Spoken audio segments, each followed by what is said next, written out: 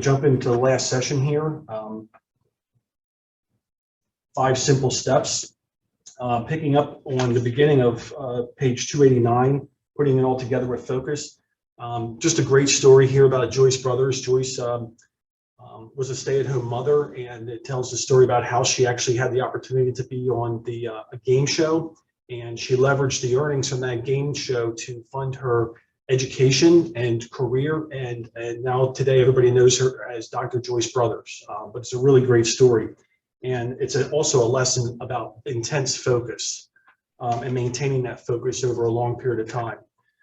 So for today, 5 simple steps. Number 1 on page 292, creating a personal plan. We talk about big goals and big models. The truth is that we've come to clearly know that mastery is a process and a path. It's not an event, so it's not going to happen overnight. So therefore, staying on the path, and I always use the phrase, staying the course, stay the course, is the secret to all of this. Aiming high, having big goals is another important concept. It's the driving, it can be the driving force behind your business. It can help pull you through all those difficult times and those lower goals. It's going to pull you into your future potential. On page 293, there's an interesting paragraph where they identify the path to the finish line by setting bigger goals farther away.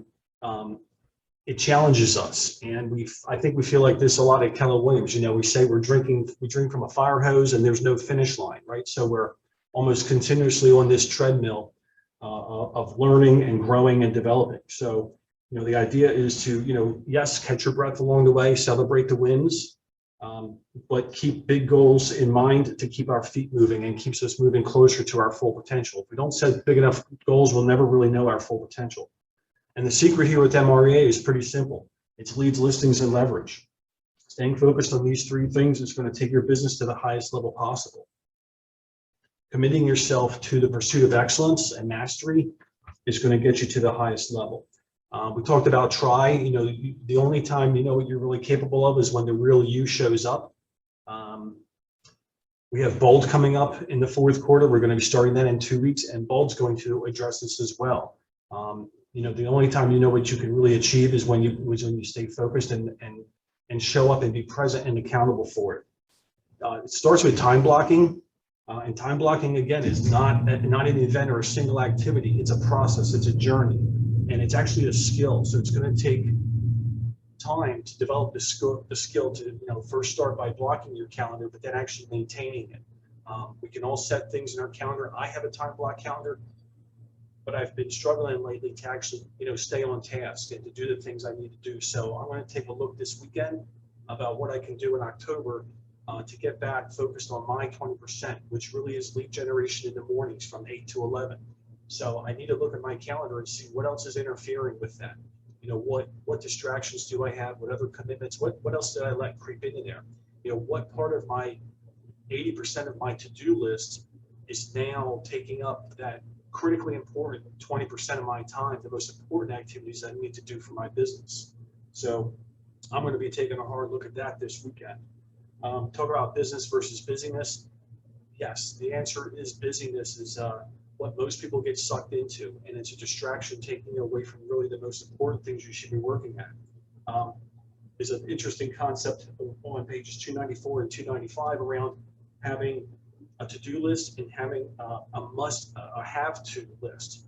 So things that you have to do for your business. And that again is lead generation, time blocking in the mornings, and focusing on listings and leverage. So that has to get done before your to-do list. The to-do list is your 80%. And honestly, I get distracted by that 80% all the time. Critical things come up, it's an emergency. If I don't take care of it now, it could get worse. So I have to do that. I still have to do some of those things, but the point is to get better control over yourself through time management and discipline by staying focused on that 20%, especially in the morning. And we'll share the energy plan here as well. All of these things are happening typically before 11 a.m. in the morning. Again, high achievers are sensible. They look first to take care of their most important activity, which is lead generation. And only when those most important activities get done do they allow themselves to shift their focus? And this is also the difference between productivity and activity. So there's a bold law, don't mistake movement for achievement, right? So what does that mean? It means, okay, well, I'm busy running around doing stuff. I'm moving, seems like action, but am I really achieving anything? Am I really actually being effective and efficient? So you have to learn how to budget your time. Until you can consistently budget your time on your calendar, this is going to continue to be a challenge. So first you have to set by time blocks. Beyond that, then you have to set aside time each day to do those activities in the right order. And we have to learn and practice them on a regular basis. So it may take time, and not days, but weeks and months to actually get this calendar and this time really focused and narrowed down so that you could do it on a repeating level. But this is what they've learned with the millionaire real estate agents, that these people have the acute ability to remain focused, intensely focused over long periods of time. And that's how they're able to achieve things at a higher level. Again, focusing on the 20%, and in Gary's words, nothing is more important to your business than your focus on lead generation, listings, and the pursuit of leverage through talent. All of this applies to the market center. I think about this section of MREA. It's kind of interesting. It's at the end of the book, but I think it's probably the most important section of all. All of this can apply to my role as a team leader here and our leadership in the market center. Accountability. So also along the lines of once you have a time block to keep your focus, now you need to get accountability to keep that focus. And you can't do this yourself. You need somebody, you need a coach, a partner, somebody that can hold you accountable, maybe a mastermind group, but someone who's going to continue to challenge the goals that you set for yourself and how you're tracking according to them. Again, we set the goals and we have our 20%, but if we're not checking on them on a monthly or weekly basis, then we could be going off track. And from a business point of view, you have to look at these things at least on a monthly basis. If you set goals, annual, monthly, and weekly goals, then you have to examine them on that same basis. You've got to look at them weekly and monthly, not quarterly, right? So it seems to make sense. Again, focus brings results, and the long-term focus brings long-term results. This is also the biggest violation, I think, for most real estate professionals, is that they do get sidetracked and taken off course. Income servicing activities, servicing the transactions and the clients during those processes can take you off your lead generation, and you end up back in this cycle, this roller coaster of cycling between income producing activities and income servicing activities. So the income producing activities is your 20%. That's your lead generation in the morning. The accountability. So I have a MAPS coach. Each week we examine my numbers for the month and where we're tracking on that. We also talk about things, as far as our environment and our focus. So these are other important items. Actually, there's two interesting points around the environment. You have both the physical environment, and you also have the personal environment. So the physical environment is actually the office, the space where you work. So it was interesting during COVID, a lot of that I think got disrupted for people. So while they had maybe an environment that supported their business previously, now having to work from home or work with other people in a confined space, all of that could have interrupted their environmental support and focus. The other piece, of course, is the people focus, and who you surround yourself with. And goes back to recruiting, training, consulting, and keeping talent, capacity talent.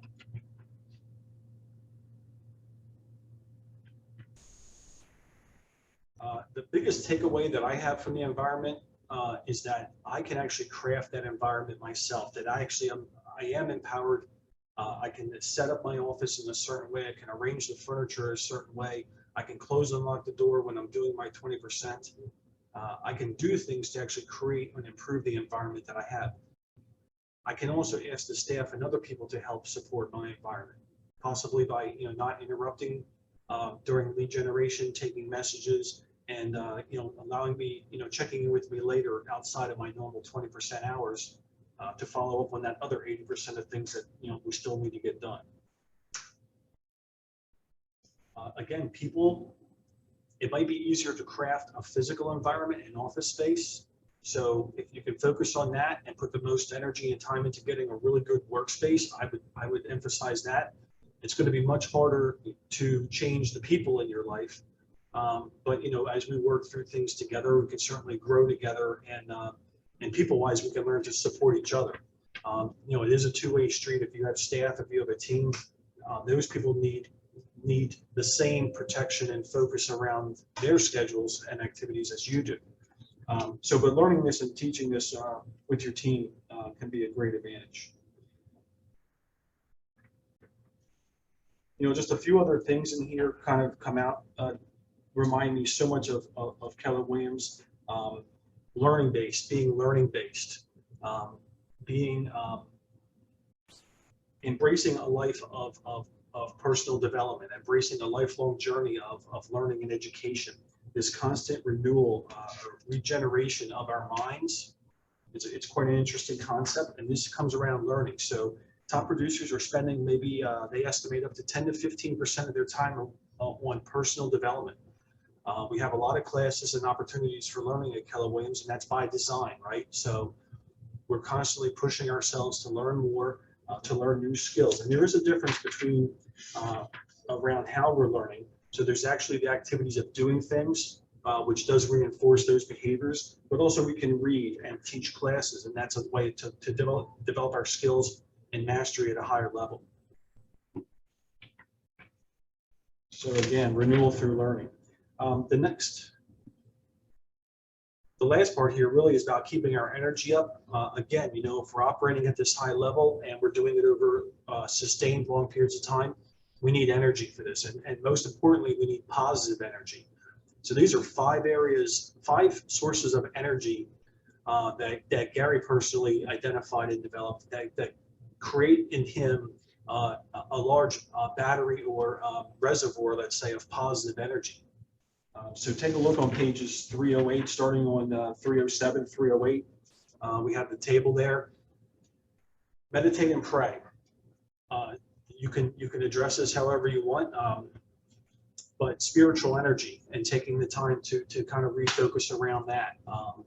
You could do that in different ways. You can have a journal for gratitudes. You can journal for wins.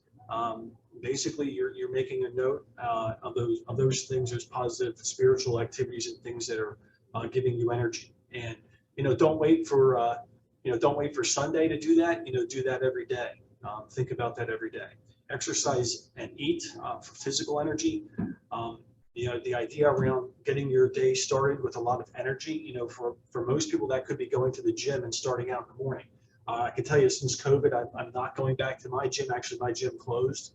So I haven't found a new one yet. So I'm just doing a morning routine at the house. Eating as well is important. So maintaining that physical energy. Hug, kiss, and laugh every day. So, kiss your partner goodbye in the morning. Hug the kids goodbye before you leave to go out. Spend time with each person before you start your day. Don't wait for the weekends or for some special occasion to remind your loved ones how much they mean to you. Planning calendar, mental energy. So this is usually the first thing I do when I get to the office. I'll pull out my calendar. Even though I look at it each day, I'm going to pull out my planner and look at my Google Calendar to see what I have coming up, what new things I had. Really, it's recommended to do it the night before to see what activities and actually to mentally kind of prepare the night before. But I do it both times, actually, just in case something came up overnight through email. And lead generate. So this is our business energy. This is our focus on the top, on the 20% of the activities that's going to generate 80% of our results. So the business energy. So between whatever time you get to the office, 8 or 9 to 11 o'clock, you're focusing on lead generation in those activities. So for each person, it might be different, what that 20% looks like. But the idea is to get it done first thing in the morning. It's also fun because sometimes these are the most uncomfortable things and the things we don't like to do the most, but they're also the most important. So we have to get them done. There's a part of the book that describes about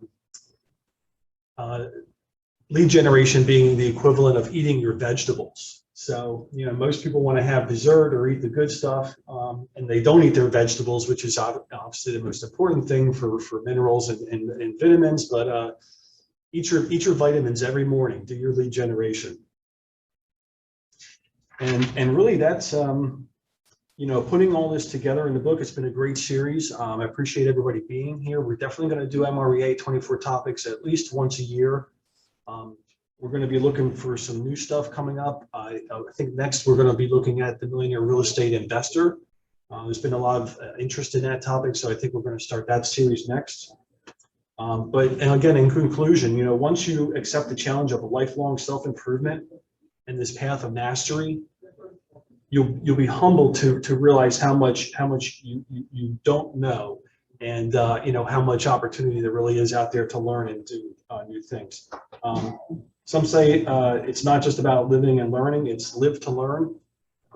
I changed it around for me personally. I also have to remember to learn to live. So we got to stay in balance. We got to make time for the personal things as well as the business things. And by maintaining our energy level, you can do this. So MREA Energy Plan, page 308, was really important to me. Actually, it was kind of interesting during COVID.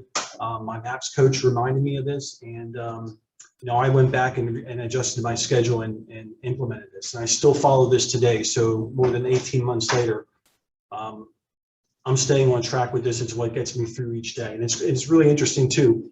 When you actually can maintain this often enough, you'll actually realize that this energy will actually pull you through the rest of your day. It'll get you through your morning, and all of that positive energy will continue to push you and pull you through the rest of the day. So if you get your morning right, you'll get your afternoon right, and everything else will be falling in place at that point. It starts the night before, actually, too, don't forget. So go to bed early, get a good night's rest, and get your day started off right. Get your night before right to get your morning right to get your afternoons right. That was what I learned. Anyway, does anybody have any concluding thoughts about that? Lovis, you've been with us for all these sessions. Thanks for being here. Appreciate your support. Do you have anything new or ahas, takeaways, anything you wanted to share in conclusion? Not really. I mean, the energy plan is definitely something I need to be consistent with. Like the spiritual part, yeah, but like the exercising and eating right. Like sometimes I'll go all day without eating. I'm like, that's not good. Yeah, but no, and then just leading into like planning the night before for my day, like what my lead generation is like in the morning. So yeah, implementing the energy plan is like a great start. Yeah. And I've noticed too that the sequence of it also seems to be important. So this is the sequence I try to follow. Actually, I was looking at this just last night, preparing for today. There's some adjustments I needed to make. So again, I'll be looking at how I can improve my mornings to get refocused on my 20% for the fourth quarter. So anyway, anybody online that wanted to share anything? Petra, thanks for being here. Tiffany. I just, really believe in that energy in the morning too. Mental energy is definitely something that we all need to work on.